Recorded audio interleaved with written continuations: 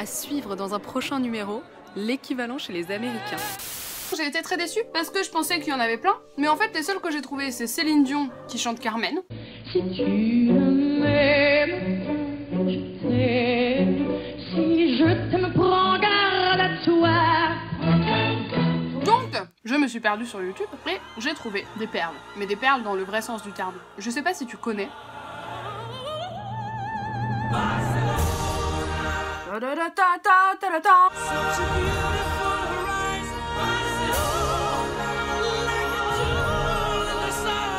J'adore quand t'as des gens du rock qui se mettent avec des gens de l'opéra, c'est le mélange parfait de tout ce que j'apprécie, J'ai découvert que Pavarotti avait beaucoup d'amis. Il a chanté avec Céline Dion.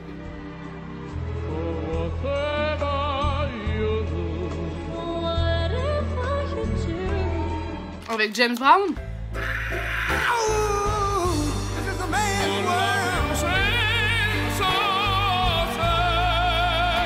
Avec Stevie Wonder. Dormi piccino, la guerra è finita. Avec Barry White.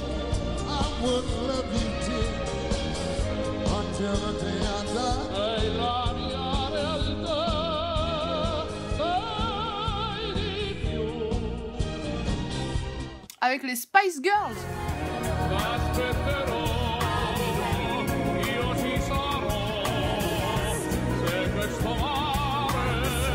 Avec Tracy Chapman.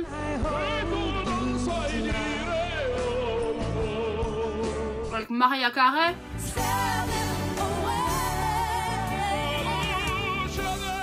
Et plein d'autres. Mais tu désires un truc swag? Pavarotti. Il était très pote avec Aretha Franklin. Aretha Franklin, je te kiffe. Un jour, à un concert, Pavarotti était censé chanter Nessun Dorma. Et il est tombé malade. Et donc il a appelé sa pote, Aretha. Ou plutôt, Aretha s'est proposé de le remplacer. Nessun dorma.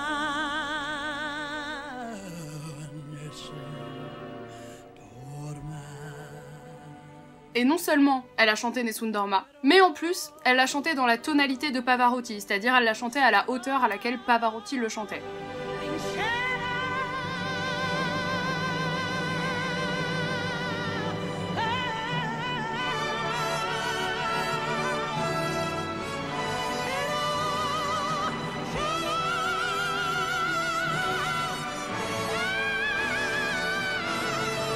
Pavarotti, il savait choisir ses amis.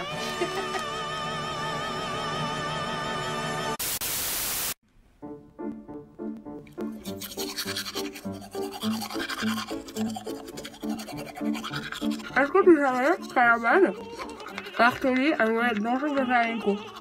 Et sa mère, elle était en France de sang.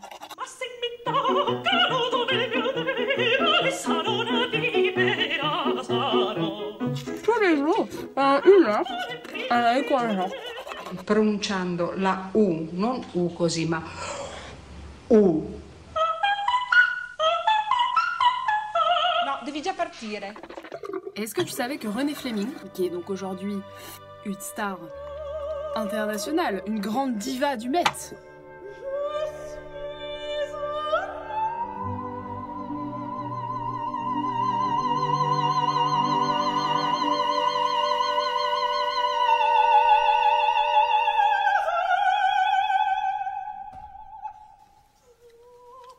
à la base, la meuf, elle était tellement stressée qu'elle a galéré ses premières années. Elle a raté tous ses concours. Elle avait des problèmes de nerfs. Et je crois que la première fois qu'elle a réussi un concours, elle devait avoir 28 ans ou 29 ans. Par rapport aux autres, en fait, elle était assez en retard. Alors qu'au lycée, on l'appelait Miss Parfaite. My nickname in middle school was Miss Perfect, right? And that was not a compliment. Et est-ce que tu savais que Fischer Discao, un grand baryton,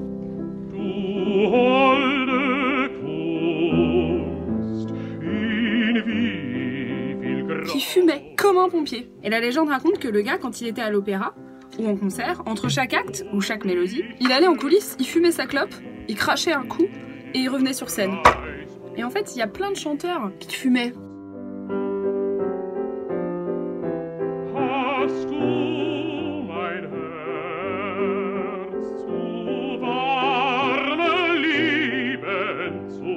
Voilà, c'était le moment people.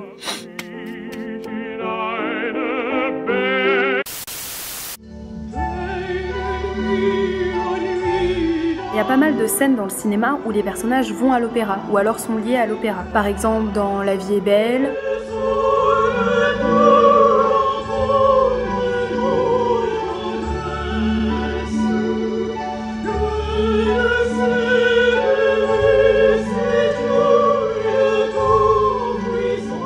Dans Pretty Woman.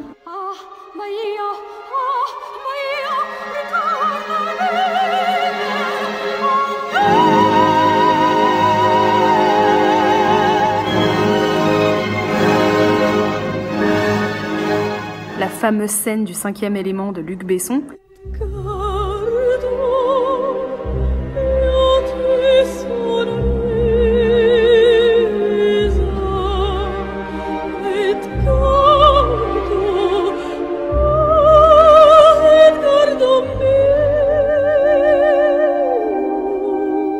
Mais pour moi, la plus belle scène de toutes, tu combines Maria Callas, Tom Hanks, il a eu un Oscar pour ça d'ailleurs. C'est l'histoire d'un avocat et il est viré parce que il a le sida et personne sait encore vraiment très bien ce que c'est, et donc c'est sur toute cette discrimination-là. Et c'est magnifique, et à un moment il est vraiment malade et il est dans son salon et il traduit les paroles de l'air La Mamma Morta.